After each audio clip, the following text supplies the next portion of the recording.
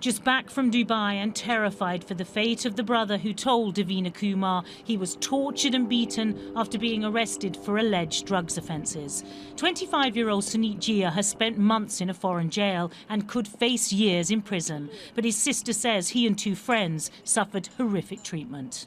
He was dragged into a car and he was actually beaten at the time, and he was taken to the desert where he was tortured quite severely. All three boys were. They kicked, punched him, they used a gun, used the back of the gun to hit him on the head, where they've cut all of his head open from the back. He's also was used cattle rod on his spine, where they electrocuted his whole spine down the back. The Foreign Office is aware of claims by 25-year-old Suneet Jeerh and fellow Londoners Karl Williams and Grant Cameron that they suffered physical and mental abuse at the hands of the police. All three were arrested in the vibrant marina area of Dubai while on holiday last July. Officers claim to have found a synthetic cannabis substance called spice in their car, and they were charged with multiple drugs offences.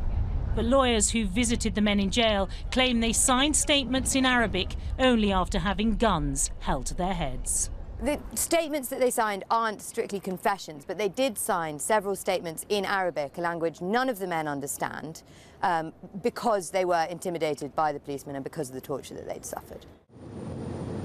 Dubai officials emphatically deny the allegations, but David Cameron has now added his voice to concerns about the men's treatment, saying in a letter to their supporters that the matter of torture has been repeatedly raised with the authorities there.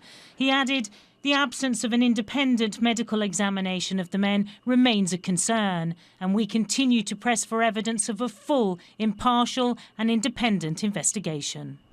But the three Londoners who deny the charges are due to hear the verdicts against them tomorrow, just hours before a state visit to the UK by the President of the United Arab Emirates begins. It could make for awkward conversation. The British Prime Minister is being urged to put the case centre stage. Michelle Clifford, Sky News, London.